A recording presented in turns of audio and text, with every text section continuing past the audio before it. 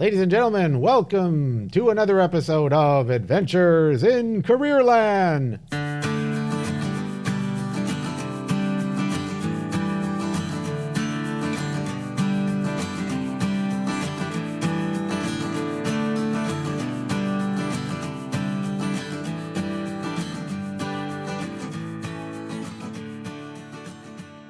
Hello everyone, welcome back. I'm your host, Adriano Magnifico. I'm the Career and Entrepreneurship Consultant in the Louis Riel School Division, and we're broadcasting live from the Broadcast Media Studio in the Arts and Technology Center in the Louis Riel School Division.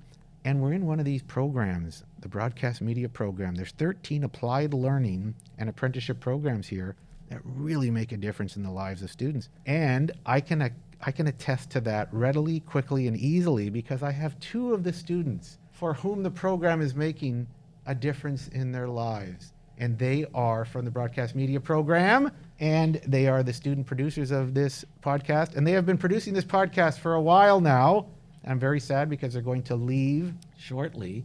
I think it's personal. I think they just want to end it. No, I don't want to leave.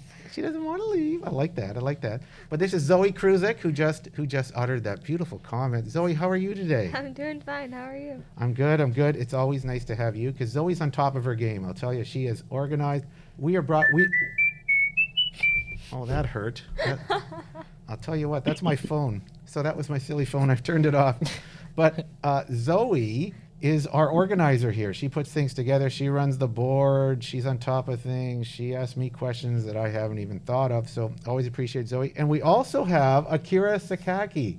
Hi. How are you, sir? I'm all right. All right. And he is also going to leave me, and I'm very sad when he leaves because he's such a creative burst of energy. I'll be honest, doesn't have quite the organizational acumen that our dear Zoe has. But as a team, they are unbelievable. And that's about complementary skills. So really good stuff. I was reading something today about ants in your head. And of course, I love the metaphor. I just love the metaphor. And it's from a doctor named Dr. Daniel Amen. Amen, such as in the Amen. Hallelujah, hallelujah. I think, but I don't think he's anyway religious. He just talks about the uncertainty in our lives. And he talks about that how we let negative thoughts get into our head and they kind of creep up like ants on jam. And I love metaphors like that because metaphors always bring it home to me. And I get that picture, especially when you understand, when you've been at a picnic and you've seen ants all over a cup and you see what happens when they swarm and stuff, right? And you put your hand on the cup and suddenly the ants start going all over your hand, right? Are you enjoying this metaphor so far? I don't know. Anyway, he talks about that as a metaphor for the negative thoughts we get in our head and how we can't get them out. And they just kind of infiltrate your brain. They start multiplying. You can't get them out of your head. And it gets really messy. You guys ever feel that way? Sometimes. Yeah, sometimes. It's kind of like, I don't know, when you think of something and then later on you're like, why did I think of that? Because it's just going to bug me forever. It does bug you, right? And you can't get it out of your head. Yeah, but it's not like, I think this is more about like those like scary thoughts that kind of bug you and like climb into your brain. I think of it like like when I can't remember something, I'm like, oh, the name of that show. Then I can't stop thinking about it. Or like a name of a song or something like that. Hey, if that's the only stress you got, Akira, right on. I can't remember a show. I love it. That's it. It happened yesterday with a song. I couldn't remember it and it bugged me. I'm thinking about, the COVID stuff going on. Well, the new variant. What's the name of that new variant? I want to say Omicron. I think it's Omicron. Omicron, right? Yeah, something like that. The Omicron variant. You know, it kind of sounds like a transformer, like the Optimus Prime. You know. Well, same with Delta. It sounds like a series of transformers, right? Yeah. Delta makes me think of math. I think of the airline, like Delta Airline. Oh yeah. That's what I always think of.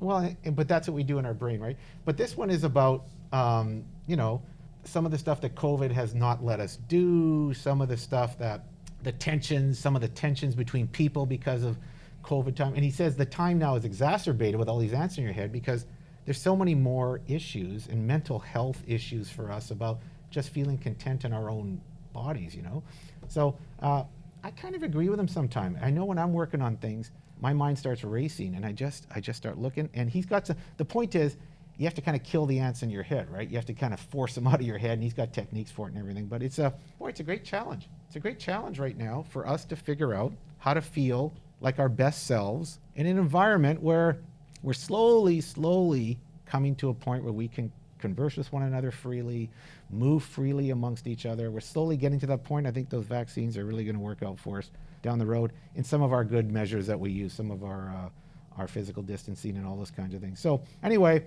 hope you don't have too many ants in your head. Okay. Okay. Yeah. Okay. The answer, I think I have some ant killer in my brain. That's right. And you force it out, and that's okay. And that's what it's about, right? And some people have better techniques for working these things out of your brain. Other people get debilitated by it, though, right? It could be crippling. I can see Yeah. that. Like if it gets to a point where it's too much, you just don't want to do anything anymore. Yeah. Yeah. And I see that with some kids sometime. I just, It you happens. know, what's the point? Oh my gosh. Yeah. Talked to a girl and said, "What's the point? I can't do any of this. I can't get any of this done. It's so everything's so restricted. I have to shop online all the time." And I'm one of those guys. You guys love shopping online, right? Oh yeah. I all don't the really time. do online shopping. I shop all the time. I was shopping online last night. I'm not surprised. You know what? I love it. I love going to Costco. You know what I miss about Costco? The hot dogs. Well, the hot dogs are spectacular there, right? The samples. The samples. I mean, that's what I like because, you know, and there's little kids. Everyone's in line. There's little kids and their moms and me in line to get those samples. So it's, you know, and you get them in a little white cup. Yeah. And the whole thing's pathetic, right? A little. And then if you really like it, you go back in line You get another one. with sunglasses and a hat. The idea is to actually buy the product after. I know. Yeah. Anyway, hey, enough of that. Hey, we got a super guest. This show's going to be a doozy, like they all are. Every show's a doozy. What are you looking at? I still don't know what that means. What's a doozy? Tell me what a doozy is. It's like a lot. I think it means like a lot, like a party kind of thing. You know. Oh, like it's going to be huge. It's gonna be big. Yeah. It's going to be huge. Okay. It's a doozy. Because we've got a special guest, and I met this guest on LinkedIn. I had no idea who the guy was. And he's a student from Louis Riel School Division. He went to J.H. Bruns in 2018, graduated, and he's made his way. He's had a fascinating life. And I saw him on LinkedIn, and I noticed that he was the editor of the sports page at the Manitoban, which is the newspaper at the University of Manitoba. So it's my great privilege to introduce our guest for podcast. And we're season 3. This is episode number 10. Here is Matthew Merkel. How are you, sir? I'm good. How are you? I'm good. Hey, I'm sorry you had to hear that conversation. Anyway, Good. Very interesting. super happy to have you on. We met by LinkedIn, and that's the way I look at my online. Some people don't use LinkedIn. I know my 2 compatriots here, my 2 producers, don't use LinkedIn a lot yet, do you? You have one, right? Zoe? Yeah, I have an account. But you don't use it too much yet, right? No, I don't really understand how it works It's yet. like professional Facebook. Yeah, I like that. I've noticed it's more of like a job search. That's what it It seems is like too. to Kind of like me. Indeed as well. It's Yes, like yes. Facebook and Indeed together. Matthew, what do you think? What's the value of LinkedIn? Why are you on there? Originally, I got on LinkedIn. I think I made my account when I was in like high school, and I was really just using it as like a tool to reach out to like hockey coaches. That was like one of the ways some of the coaches were trying to get in contact with kids, and that was kind of the tool I was using. And then it kind of, as I got older, evolved into trying to figure out career options post grad. So Yeah, pretty useful tool, you'd say, though, right? yeah, like I'd say I've had some good success with it so far. Like, definitely gotten some opportunities and met some people like yourself to learn some things and meet new people. So it's good for networking. Like, Yeah, absolutely. I think it's a massive networking tool. And that's what I like about it, Matthew. Like, I wouldn't have met you without this LinkedIn tool and noticed you and some of the activities you're doing. Because we're all about, we talk about collecting dots here. When I noticed some of the dots you were collecting in your life, I thought, this is a fascinating person. Want to know more about him. And now you came from J.H. Bruns. And what were you doing in J? Like, you're a hockey player. You're a AAA hockey player, but you're also an academic. So tell us first about the academic life at J.H. Bruns, what kind of courses you were taking, and what you gravitated towards in your high school experience. yeah, for sure. So I was really into English. When I was younger, I used to really like to read. So as I kind of learned as I got older, I was like a decent writer, and I was also interested in history and social studies. So kind of kept it in that kind of humanities kind of area. And as I went through there, I just kept at it, and then on the way out, figured that kind of go into that in university. So Now, when you say go into that, what were you thinking of in university? You seem to gravitate toward the arts, and you're thinking at university, I want to pursue what exactly? Well, my first year I wasn't really sure. So I was just that- knew what I was good at. Yeah, so was that a U1 year? Yeah, my U1 year, I kind of just you go in there, you don't exactly know what you want to do. That's right. So went in, took some courses, and then kind of figured out what I liked. But I think I always knew that I wanted to get back into kind of like a journalism or writing kind of sense. So now I'm kind of headed towards the journalism side of things. Right on. But you're also alongside my but- humanities. right on. But you're also playing. I mean, you're a high-end AAA hockey goalie while you're in high school. Yeah. Talk about that experience, because I mean, I've been a hockey coach, never at that level, but the level of commitment, like the money it costs to do that first, but the level of commitment and the time and effort you need to put into that. Talk about that whole hockey experience of going to high school and playing hockey. Yeah. So in grade 9, actually, I didn't actually make my AAA team yet. So I was kind of on the outside. I remember I was like the last kid cut from my AAA area team that year, and I don't know why, but I kind of just in the back of my head, I think I always just really knew that I could play at that level, and I really wanted to kind of prove to myself that I could. So grade 9 year, I played AA. A grade 10 year, I made my high school team as a grade 10er, and then had a very successful season playing high school, and then grade 11 made my AAA team playing city midget out of for the Warriors, and that I think that's kind of it's a bit of an adjustment. Like you're ready for it, but like it's a lot of time you got to put in. So Yeah, what kind of time we talking about? Is this a 7-day-a-week gig? 6 to 7. Like I know in grade 11 we got at least like a day off, but in grade 12 I think we had like 3 months where we didn't have a single day off. There was like some crazy time on our schedule, but it's a lot of travel. It's a lot of time at the rink for sure. So how did you feel about that? Like, here's all your buddies in high school doing their gig, right? And you can barely participate in school beyond the academic courses, right? Yeah, like I was lucky. Like I had a good group of friends that I still do have, same guys, but we most of my friends never were like played hockey at that level or played hockey at all. So when I did get to see him, it was nice to kind of clear my head from the rink. But it was definitely a challenge to fit everyone you'd like to into your life with most of your time having to be at the rink. Now, did this kind of drive you kind of crazy? Like hockey. I only say that because I remember my own son. I'm picking him up. He's like 12 years old, and I think he's playing A1, and I'm picking up his hockey equipment. We're going for the tryouts, and he's a good player. And I'm picking up his bag, and he's in the basement. I said, "Come on, let's go, Alec, let's go." He's sitting there. I said, "Let's go." And of course, I'm helicopter dad, carrying his bag for him. And he just says to me, "I don't want to do this anymore." I went, "What?" Yeah. I said, "Come on, let's go." No, he said, "I'm done." I said, "You're 12 years old. Get in that car, and I'm bringing the stuff." And he wouldn't come. And his hockey career ended at 12 years old, or maybe 13. And I thought, wow, he just said, "I don't want to do this anymore. I don't want to practice this much. I don't want to play this much." Did that ever get to you a bit? It's Or a big mental. Or did you love it so much? Like some guys just love it and want to go, right? Well, I think at a certain point you got to tell yourself you love it. Like I know for sure that like at the end of the season there was a bit of a sigh of relief, because then you could like spend your time differently. Like I definitely like to leave hockey at the rink, and but I think I did. I think I loved playing. Yes.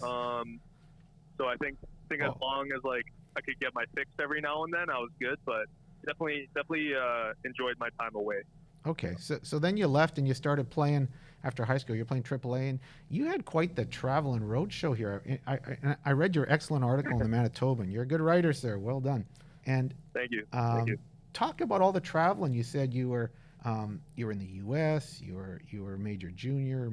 Talk about what you learned from all that traveling and what that was like. Yeah. So coming out of high school, 17, and I was played my last year at AAA, and I wasn't really sure what I was going to do. I hadn't been protected by a team, so that was a bit disappointing. But I had a lot of interest from teams in like Saskatchewan and just around the province here in Manitoba. So we did a lot of spring camps around the province, the country. Did a tour of the states, and then after that entire tour, I ended up getting protected by Selkirk Steelers in the MJHL. Yes. And then went to prior to their camp, I was also in talks with Kimberley Dynamiters of the KIJHL. It's a really good junior B circuit out of BC. So prior to the MJ camp, I went to Kimberley for a few weeks, and things didn't end up working out. Like I had an opportunity to stay, but I think I wanted to come back home and really wanted to play for like a team close to home. So Yes. ended up coming home, tried out for Selkirk. Probably had the worst tryout of my entire life. Like Oh, that's tough. can't even lie about that. That's Yeah. tough. Well, But- think about this. Were you one of those kids, like one of these young people who, like when you're playing AAA, you must get some visions of grandeur in your head thinking, can I get to the bigs? Did you ever think that way when I think, I just got to keep working, I just got to keep going, maybe I'll get in the NHL one day? Did you ever think that way? That was never really my dream. I knew I just wanted to play, just get to the junior A level. And so, like, after Selkirk, I went on a bit of like a road trip. I like bounced around the United States, just on teams for probably a couple months, just kind of sleeping like in these weird, like not the best build situations, I'd say, and experiencing some crazy culture down there in the United States, and kind of found my way back to Winnipeg. And Oh, that's good. luckily, I had a chance with another MJ team in the year after, and I got a bit of chance to spend some time there, and then I got a concussion and quit. So, but I'm lucky that I was able to definitely experience all the junior A stuff I kind of wanted to, and kind of just reached that point. Well, think about this notion of quitting. Like when you quit, was that like when I think of my son quitting, I thought, boy, he had thought about this for a long time. He just never said it to me. So Yeah. what was going through your head when you finally made that call? Like when you said, I'm done. It was definitely something I was ready to do. I was still dealing with a pretty bad concussion at the time. Did you take one off the And, head, or was it a crash in the crease, or what happened? Yeah, I was in practice, and one of my teammates drove to the net, and he drove into my head. Oh, jeez. So I got spun around or whatever. But yeah, I like didn't feel good, obviously, and Yes. but I was just kind of over it. Like I was 19, had started my first year of uni, and I was already more kind of focused on my school, and I said, you know what, like I'm kind of over it at this point. And Yeah. it was something that I've been thinking about for probably a couple of years at that point. So Okay. Yeah. So you're never so obsessed with it that you had to keep going on. Because I've known some parents and kids who just thought, we're going to the NHL. You had a very balanced view of it. You loved the game. You loved playing. You must have been around some people like that, though, right? well, I'm not gonna lie, I was definitely in that headspace, not necessarily like trying to go to the NHL, but just like put your head down and go as hard as you can for the time you're there. That's definitely Yeah. That's definitely something in hockey that I think is unique to other sports. Is there's this like culture of wanting to go at all costs. Like you go into the very end until you can't skate, and I don't really think that's necessarily the right thing, because then guys end up getting in these precarious situations where they're not set up in the best playing situations or living situations. But Yeah. definitely was ready to call it quits. Well, that's pretty cool. So then you finished, and you just decide. And I like this idea of, I'm a hockey guy. I love hockey. I love sports. You're a sports guy. And what can I do in my life, in my cluster of sports? What can I do in my life that will still connect me to sport that I love? And you chose journalism. Why? I just love writing. Like I just love like being creative, and I find that journalism is just a way to be creative, but also tell the story of something else. Like I kind of look at it as like nonfiction writing. Yes. I look at journalism as more of like an art. Yeah, it's expository. because- Yeah. Yeah, you got to like put pieces together into present the kind of picture. And so I never really thought of myself as like a hockey guy. Like I never really hung out with hockey players. A lot of people in my high school didn't even know I played hockey. Oh, that's pretty But, cool. um, So it sounds like you're a really balanced guy, man. Like it just sounds like I love it. When I'm there, I go hard, but when I'm not there, I'm going hard in other things, you know? And that's yeah, for sure. Yeah. and that's a really balanced and a really good way to think about it. Who are some people in your life, like some people you worked with that had an incredible influence on you, or that helped create this sense of balance? Did it come from family? Did it come from a couple of mentors? Where did that come from? I'll give my parents some credit. Like I think Well, my good mom, for you, Matthew. Yeah. Way to go. I know I hope they. you don't want to listen to I'm this, thinking he and better he's gonna say be his all- parents, because they drove him to all these games. Yeah. Yeah, for sure.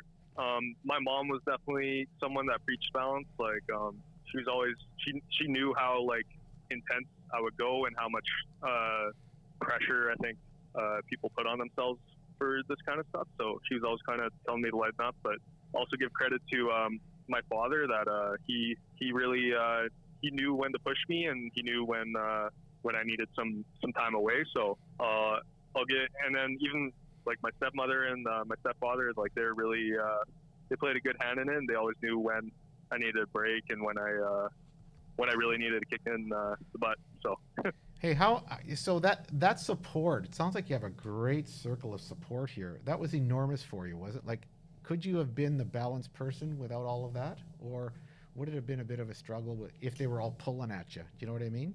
yeah, like I think definitely there were times throughout the years where I think some people thought I could have been pulled, and some people thought I needed like a bit of a rest. But like I think in the end, everybody kind of knew that when I said what enough was enough, and when I needed more. So they were always really supportive of how I was feeling about my I guess my load is the way I'll call it. Well, that's important, right? So do you still hang out with some of your buddies from high school? Yeah, it's kind of funny. I think we've gotten closer over the years. Oh, We've that's fantastic. we've matured and I think grown through each other, and I think we're all very different people than what we were in high school. Like not all of us obviously have Yes. or sorry, not not all of us have like continued to hang out, but I'd say like the core group of us is really still intact, and they're also like they play a very big role in I think my life and each other's lives, and I think they're probably like the biggest support group you could ask for. Oh, that's awesome. Well, that's awesome because, hey, playing that high-end hockey, some of my friends played in it when I was going through high school, and it was intense. Holy smokes, that was intense. So you need those supports, you need those outlets, you need that sense of balance. And I'm super glad you had all that with you. And it sounds like you're on a path that's going to work. Hey, do you want to write about hockey? Is that your big goal now, or just hockey was just one little piece now, and I'm going to be thinking of other creative outlets? I definitely like writing about hockey, but I do want to move on from, or not necessarily move on, but I want to take a look at other type of things to cover. Like I love hockey, but it's not what I consume. It's not what I cover all the time. Like I cover other sports, and I'm really interested in other things. Well, the ultimate is when you start covering the curling. Okay, that will be the ultimate test. Done a few curling articles. I know. My dad always called it bocce on ice. Okay. He loved it. I'm an Italian guy. My dad played a lot of bocce, and he started curling only because in the winter you can't play bocce, and he thought, hey, this looks like bocce. Hey, I'm going to play Wait, this. why can't you play bocce in the winter? Because it's the one with the ball, right? You're throwing the ball. Yeah. you have you're to be on on the a field. field. These guys are on the field usually. I mean, you can go. There's some can do indoor it in the bocce snow. places, but he liked to play on the field. No, right? it's because I guess curling you slide the stone right into the middle. Yeah, you're trying to get close to the middle. right? target, In like in Yeah. bocce, you throw a la palina out, and you try to get close to the little ball, right? Yeah. Just like in curling, you're kind of playing bocce. He was just all good at that stuff. Amazing stuff you got going here. Do you have any thoughts, you guys, about this journey? Like, have you ever done something as intense as hockey, like as the hockey experience he's had? This program, like, I wouldn't even say like, oh yeah, you can say the program. You want to continue with that idea? well, when we were doing all the volleyball broadcasts, I would like I gave up like my social life in order to do it. Like the only social like fun thing I had during the week was on Saturdays during my theater class. Like I put a lot of work into this and I gave up. All the a lot. arguments about not Yeah. making muffins when you So- get home. But Oh you know my what, God. Zoe? I'm super glad that you just admitted you have a social life. I like that. I think that's really good because I know Akira doesn't, you know? No, So I- it's good that you guys have social lives at all. I have a social life. I'm kidding, Akira, all right?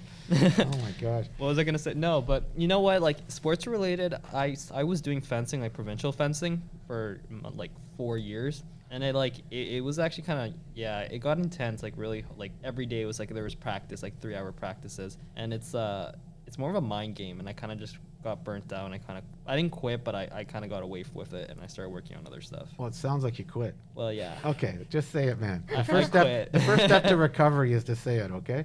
Yeah, I was tired of getting stabbed all the time. So, well, yeah, that Started would to be hurt a that little. would be the dream. Oh my gosh. Started to hurt a little. I like hockey's great because you get to walk around with a big stick and slap at And things. hit people.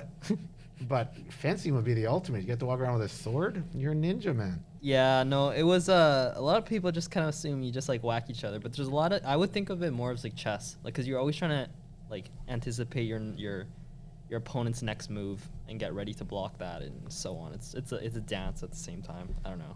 Well, that's A awesome. dance. I like yeah, that. you're I just like that. Yeah. That's actually how my coach explained it the first time. He's like, fencing's a dance. See, You- everybody, and yeah. when you're immersed in a sport like that, my son was a rower. Same thing as when you think of Matthew playing that intense hockey, you're probably practicing like crazy with your fencing. Zoe was probably writing poetry under trees in rural Manitoba. timing herself. No. Yeah, Gotta go faster, gotta go time faster, it gotta go and, faster. and seeing how fast she could spit out those poems.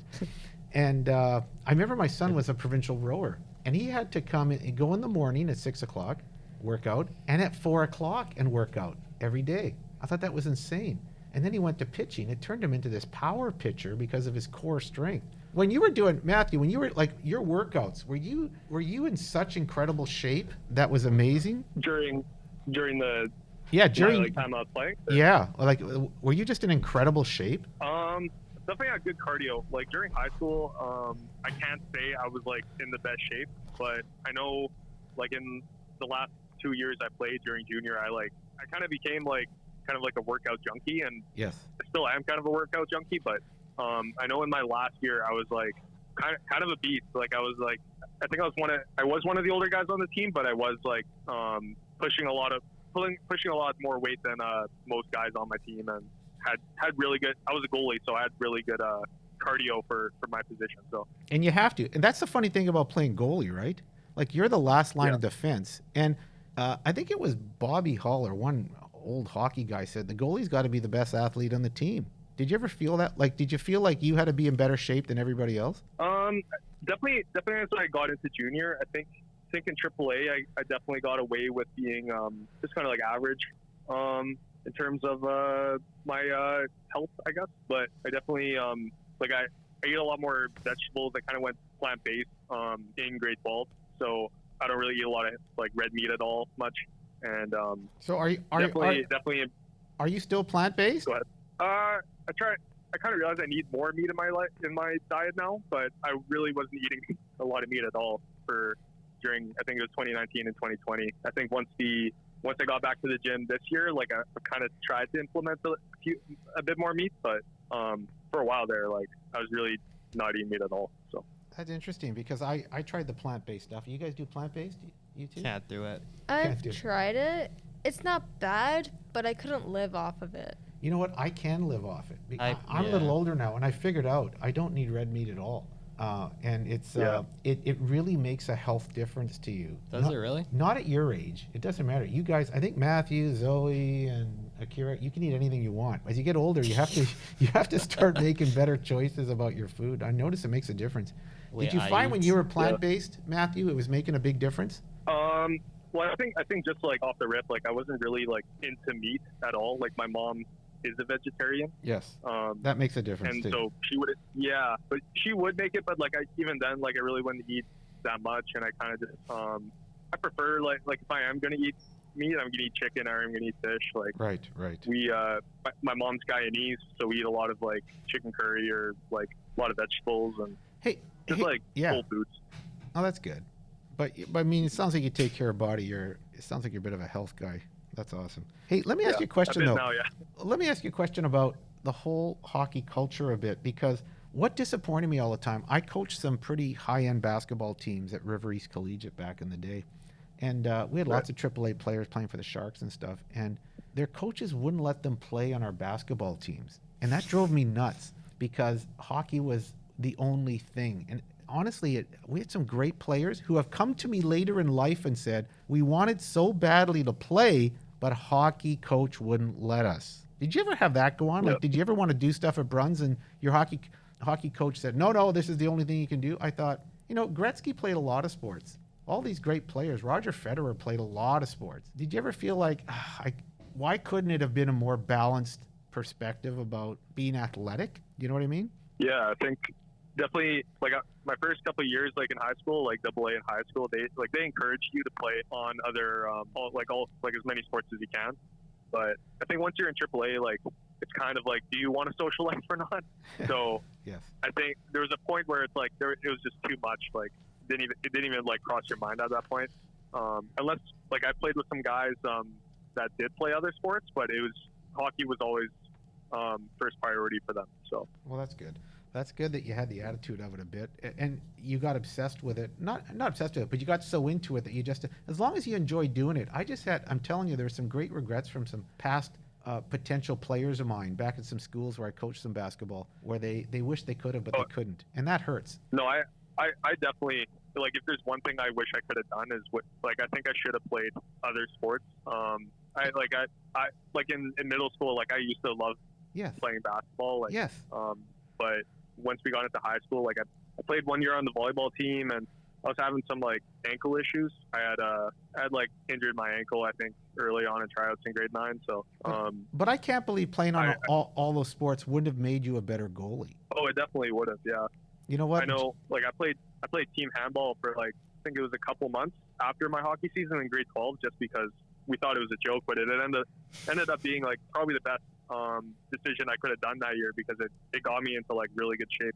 Yeah, and it just developed your whole body, all the muscles in all your body, right? So you're just a better athlete overall. You're a better sports person now. Like it's not just I've developed these goalie muscles. Do you know what I mean? Yeah, totally. Yeah, that's pretty cool. Now, if you're thinking back on your path now, you want to go into journalism. Is your plan now to finish an arts degree and move on, or there's CRECOM you're probably aware of? You can go to the UW and do a joint program with the U of M, UW, and do some creative communications, or you can finish an arts degree. My cousin did the Manitoban, and she became a journalism. That's all she did. She got an arts degree and became a journalist. Yeah, she did that back in the day, and she wrote for the Manitoban. What are you thinking down the road? Or are you just keeping it open a bit? Right now, like I'm not sure. Like the U of M strike is kind of putting a wrench in everything, but I'm trying to get an internship for spring. Hopefully, I could kind of work somewhere after the term ends with the Manitoban. But I definitely want to finish my sociology major and my history minor, and then see what happens from there. Like I'd love to just enter journalism at that point, but I know that some places they'd like you to get like a journalism degree or go to CRECOM, or I don't know, I could go to somewhere outside of province. So kind of keeping those options open, but definitely journalism. Hey, that's awesome. That's awesome. And I love that you love history. I was an old history guy too. Akira, you love history, don't you? No.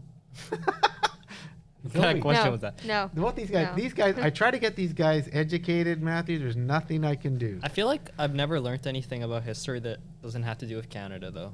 Just, I don't know. I noticed, like, I don't know anything about, like, world history. Yeah, that's true. Well, what doesn't There's that? definitely in uni you could take other ones. But Oh, yeah, for sure, yeah. Yeah, you Yeah. can take But, like, Western Civ like up to and high school, American. nothing, like, I've never learned any, like, world history. It's mainly all about Well, Canada. you could have chosen things. And there's a global issue course you could have chosen. There's Western Civ you could have chosen. I Like don't there's think different. that's in high school. Yeah, we didn't have Yes, that. it is. It's called global citizenship, and you It's learn the about first the world. I've We heard had of it. psychology. Well, that's just again a failure of the You know what it public might be? You education might be system. that. Yeah, that might be like an option, but not enough people are interested in it, so they don't make it an Yeah, option. that's probably the point. Yeah, That could be, yeah. That's what it why I've is, never yeah. heard of it before. If they don't get the number, they're not going to run the course. But like, you're right. yeah. But I'm glad you're into history because I think history makes a big, well, it's enormous. It has a big impact on how you think and how you understand the current events. Like, do you have an example of how history has influenced you to see something different today? Yeah, like I think you just look at the structures that are kind of in place in Canada and just kind of see the ways that I think that society, Western society and Canadian society has kind of been like structured to, I guess, like uphold the certain groups to places of power and keep others in not as great situations. I think. Yeah, when you that understand, definitely- like you learn who's in charge, who's kept in check, right? Why they do it Yeah. sometimes, and the politics Yeah. of things, right? Yeah, that's just colonialism and imperialism from Yes. the British and Yes, going absolutely. into all that. But So I encourage Yeah. my young producers here to do a little history thinking here, and Oh. to take a course here and there. I can I'm see the okay. glee in their eyes. They're excited to do it. So Matthew, that's awesome. Thanks for Decade of inspiring them that history. way. No, they're looking at me like I have 3 heads. Anyway, hey, if you were to give some cheap advice to a grade 11 or 12 student based on your experience, what you've learned so far, what would you tell them, Matthew? You're in Bruns, you're in front of the class, and you say, hey, I'm going to leave you with a couple pieces of advice. What would you say to them? high school is not your make or break. There's a lot you can do after high school that will probably have just as big of an impact as how you spend your time in high school. I think high school is romanticized a bit, and how people kind of, if they don't do this in high school, then like it's a failure if they don't do that. But I think just like enjoy your time, like play the game, and you'll be just fine. Exactly, and you don't have to take those 3 sciences, do you? No, you don't. I didn't. You don't even have to do pre-cal. Applied's a great option. But did they ever put pressure on you to do that, right? Yeah, like I took one science, but the pre-cal was like, if you don't do pre-cal, it's like, oh no. You cut off every And, door. You cut off every Yeah, door. They still do that. Yeah, and that's like, I don't think I've used pre-cal like once Exactly. since I've been in uni. Like, pre-cal was probably like the worst thing I've ever experienced in grade 12.